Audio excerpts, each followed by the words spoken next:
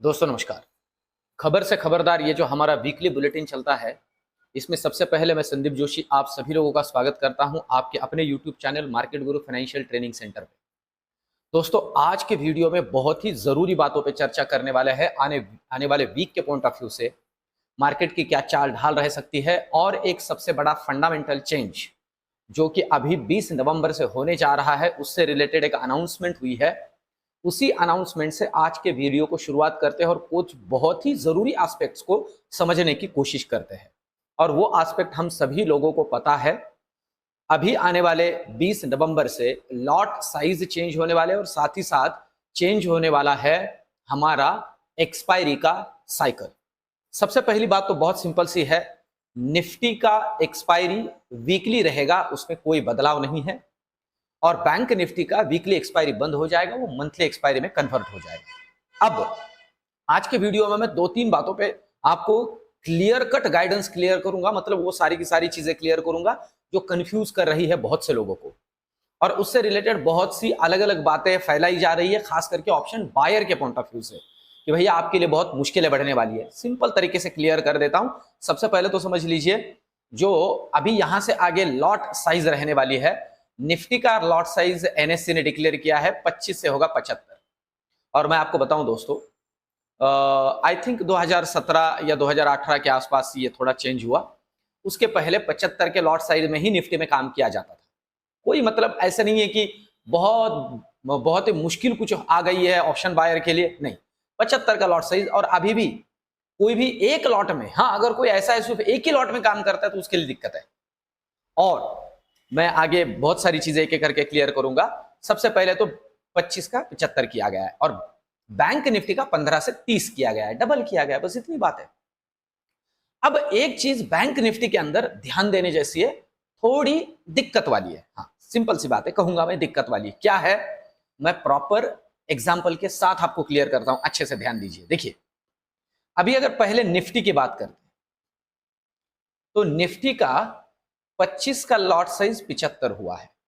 इसका मतलब ऐसे समझ लीजिए, 100 रुपए का प्रीमियम अगर आप एक लॉट में काम करते थे तो आपका इनिशियल इन्वेस्टमेंट लगता था 2500 रुपए। अब आपका इनिशियल इन्वेस्टमेंट 100 के प्रीमियम के लिए लगेगा 7500 रुपए, 7500 रुपए। बस इतनी बात हुई है, बस इसके अलावा कुछ नहीं हुआ है। और इसके मल्टीपल में चलेगा। मैं क्यों कह रहा हूं कुछ नहीं हुआ है, क्योंकि निफ्टी का वीकली एक्सपायरी आपको अवेलेबल है। मतलब जैसे चल रहा है ऐसे ही चलेगा, निफ्टी के अंदर कोई चेंज नहीं होगा फॉर ऑप्शन बायर। हां मैं आपको कहूं थोड़ा दिक्कत होगा राइटर के लिए, राइटर के लिए थोड़ी दिक्कत हो जाएगी। क्यों? क्योंकि इन शॉर्ट समझ लीजिए, इनका जो मार्जिन है, ऐसे समझ लीजिए, अभी अगर हम फ्यूचर के मार्जिन की बात करते हैं निफ्टी की, एग्जाम्पल के लिए कह रहा हूं, अगर हम इसे कंसिडर कर लेते हैं कि ये लग रहा है 30,000, तो अभी लगेगा ये तकरीबन 90,000। देखिए ये ट्रिपल हो जाएगा क्योंकि लॉट साइज ट्रिपल हो चुकी है ना। ये 90,000 तक जाएगा। जो राइटर्स है, जो बेचने वाले हैं, उनके लिए थोड़ी दिक्कत है, उनके लिए दिक्कत है। ऑप्शन बायर के लिए कोई दिक्कत नहीं है दोस्तों। कुछ लोग कह रहे हैं कि प्रीमियम बढ़ेगा, प्रीमियम में कोई बदलाव नहीं, कोई बदलाव नहीं, सिंपल सी बात है। जैसे प्रीमियम था, जैसे चल रहा था वैसे ही चलेगा। निफ्टी के अंदर वीकली एक्सपायरी सेम जैसे के वैसे, सिर्फ लॉट साइज 25 से 75, मिनिमम इन्वेस्टमेंट 75 से शुरू होगी। उसके मल्टीपल में करिए कितना करना है। और नॉर्मली मुझे तो पता है यार, मेरे छोटे छोटे क्लाइंट में भी नॉर्मली 2 लॉट 3 लॉट 4 लॉट से ही काम चलता था। ठीक है, तो ये हुई एक बात निफ्टी की। हाँ पर अब ध्यान देने जैसी बात है बैंक निफ्टी में, थोड़ा ध्यान दीजिए। अब बैंक निफ्टी में थोड़ा दिक्कत है ऑप्शन बायर के लिए भी, अच्छे से समझ लीजिए। दिक्कत कहां है? दिक्कत यहां नहीं है कि 15 का लॉट अब 30 का हुआ है, ठीक है, यहां दिक्कत नहीं है, सिंपल है, ऐसे तो हम भी चलते थे। दिक्कत कहां है? अब ध्यान दीजिए, इसका है मंथली एक्सपायरी। और मंथली एक्सपायरी का मतलब यह हुआ कि अब जैसे देखिए, अभी हम कंसिडर कर लेते हैं एग्जांपल के लिए एटीएम एटीएम का प्रीमियम चल रहा है एग्जाम्पल के लिए 100 रुपए, ठीक है। अब ये एटीएम का प्रीमियम 100 रुपए किस पॉइंट ऑफ व्यू से कैलकुलेट होता है, कभी भी ध्यान रखिए, कोई भी प्रीमियम जब कैलकुलेट होता है ना तो दो चीज उसमें इंक्लूड होती है। एक होती है इंट्रिंसिक वैल्यू, ये बहुत काम का वीडियो दोस्तों, और मैं बताऊं थोड़ा लंबा होगा पर बहुत नॉलेजेबल है। इंट्रिंसिक वैल्यू और टाइम वैल्यू, अब ध्यान दें। अब क्या हो रहा है, ये 100 रुपए जो कैलकुलेट हुए थे इंट्रिंसिक वैल्यू और टाइम वैल्यू इनको कंसीडर करके कैलकुलेट हुए थे। और मैं आपको बताऊं इंट्रिंसिक वैल्यू जो होती है ये, इसमें कोई बदलाव नहीं होगा, आगे भी कोई बदलाव नहीं, इंट्रिंसिक वैल्यू में कोई चेंज नहीं है, जैसे वैसे रहेगा। दिक्कत होएगी इसकी, टाइम वैल्यू में बदल जाएगा। अब इसका मतलब ये हुआ प्रोबेबिलिटी। अब सपोज समझ लीजिए जो एटीएम आपको 100 रुपए में मिल रहा था, मैं प्रोबेबिलिटी बता रहा हूं, प्रोबेबिलिटी ये 200 रुपए में मिलेगा, 200 रुपए में है।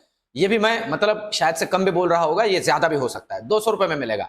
इसका मतलब क्या हुआ कि 200 इंटू 30 मतलब मिनिमम इन्वेस्टमेंट 15,000, इससे भी थोड़ा ऊपर जा सकता है, ठीक है, इससे भी ऊपर जा सकता है, ये भी क्लियर कर लीजिए। इसका मतलब ये हुआ कि आप थोड़ा कैपिटल बैंक निफ्टी के अंदर अगर आपको काम करना है ना, ज्यादा लगेगा, ऑप्शन बायर को ज्यादा लगेगा। मैंने एग्जांपल आपको क्लियर किया है, इसलिए ज्यादा लगेगा।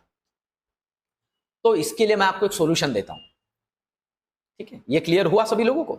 इसके लिए मैं आपको एक सॉल्यूशन देता हूं, भैया एक काम करो, निफ्टी में और सेंसेक्स में शिफ्ट हो जाओ, बस। क्या दिक्कत है? अगर आपको दिक्कत लग भी रही है, बैंक निफ्टी में आखिरी के 2 हफ्ते में काम करेंगे, मूवमेंट भी मिलेगा, थोड़ा सस्ता भी हो जाएगा। पहले 2 हफ्ते में निफ्टी सेंसेक्स में काम करेंगे, वीकली एक्सपायरी वहां है जैसे कि वैसा है, सारी चीजें कोई चेंज नहीं है, कोई बदलाव नहीं है, सब कुछ ठीक ठाक है, ठीक है। तो मैंने आपको पॉइंट भी क्लियर किया और सोल्यूशन भी दिया। मुझे दोस्तों कमेंट करके ना जरूर से जरूर बताते चाहिए कि इन सारी चीजों को मैं जो आपके सामने रख रहा हूं नॉलेज पॉइंट ऑफ व्यू से आपको कैसे लग रही है, ठीक है। ये तो हुई बात अभी जो चेंजेस हुए उससे रिलेटेड।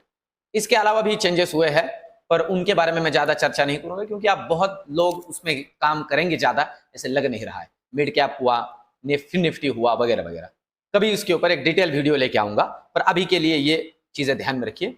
अब चलते हैं वीक के पॉइंट ऑफ व्यू से किन चीज पे ध्यान रखना है, जिसमें सबसे पहली बात जो है, 2 कंपनियों के रिजल्ट आए हैं।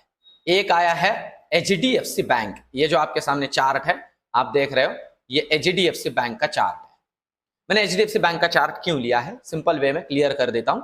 एचडीएफसी बैंक के रिजल्ट बहुत बढ़िया है, मैं फिर से क्लियर करूं, एचडीएफसी बैंक के रिजल्ट पॉजिटिव है, मार्केट के पॉइंट ऑफ व्यू से भी और एचडीएफसी के पॉइंट ऑफ व्यू से। पर इसमें एक दिक्कत है, बहुत से लोग उसके ऊपर ध्यान नहीं दे रहे हैं, पर मैं आपको बताऊं एक दिक्कत है, इनका एनपीए बढ़ के आया है, ये एक चिंता का विषय है। मैं फिर से कहूं, मार्केट अगर इसे कंसीडर करता है तो ये स्टॉक कंसोलिडेट करेगा, मतलब कुछ हद तक एक बाउंस बैक देके रुकेगा और वहां से थोड़ा मुनाफा उसे आएगा, क्योंकि एनपीए दोस्तों बैंकिंग कंपनियों के लिए सबसे ज्यादा दिक्कत वाली बात होती है। नॉन परफॉर्मिंग एसेट का आंकड़ा बढ़ के आया। अब कुछ लोग इसे ऐसे इंटरप्रेट कर रहे हैं कि पिछले क्वार्टर में रिजल्ट अच्छे नहीं आए थे, इसलिए इस क्वार्टर जो उन्होंने लोन्स बांटे हैं वो इतने मतलब घटिया लोन बांटे हैं, उस वजह से एनपीए का आंकड़ा बढ़ गया है, कि उनके उसके चक्कर में। दोस्तों ये एचडीएफसी बैंक है, मैं एचडीएफसी बैंक का एक्स एम्प्लॉय रह चुका हूं, मैं इन्हें जानता हूं और बैंकिंग को पोस्ट बैंकिंग में पढ़ाने का काम भी कर रहा हूं।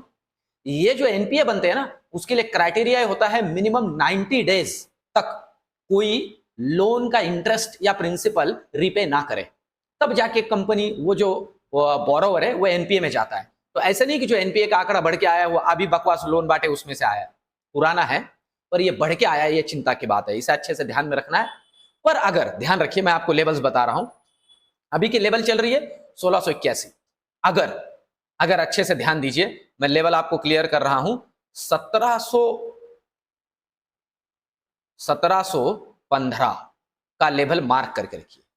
अगर ये लेवल एचडीएफसी बैंक क्रॉस करके ऊपर निकाल लेता है ना, तो मैं आपको बताऊं पहला लेवल जो मिल सकता है 1740, ये कोई आपको खरीदवाने के लिए और आपको रिकमेंडेशन के लिए नहीं दे रहा हूं। ये मेरी स्टडी है जो आपके सामने रख रहा हूं।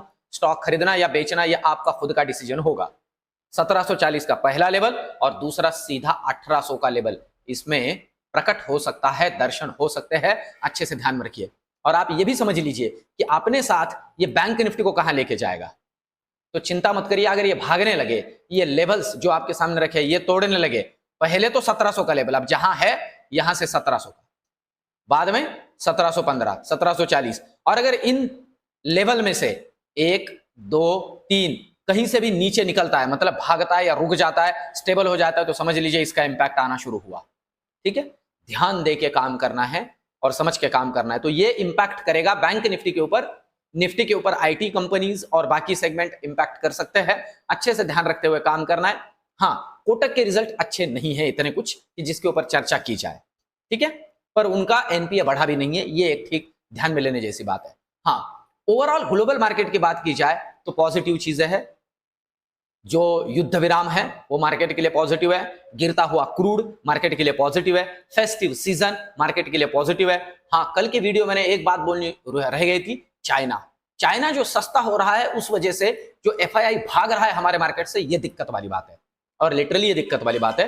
फ्राइडे के दिन भी बहुत ही तगड़ा आंकड़ा आया है 5000 करोड़ से भी ज्यादा का। दोस्तों ये चिंता की बात है। अब ये कब तक मार्केट से भागते हैं ये मैटर करता है और कब तक डीआईआई पैसा लगा सकता है ये भी मैटर करता है। इसलिए ना ये मार्केट में आपको बताऊं दोस्तों बहुत ही संभल के काम करने वाला मार्केट है।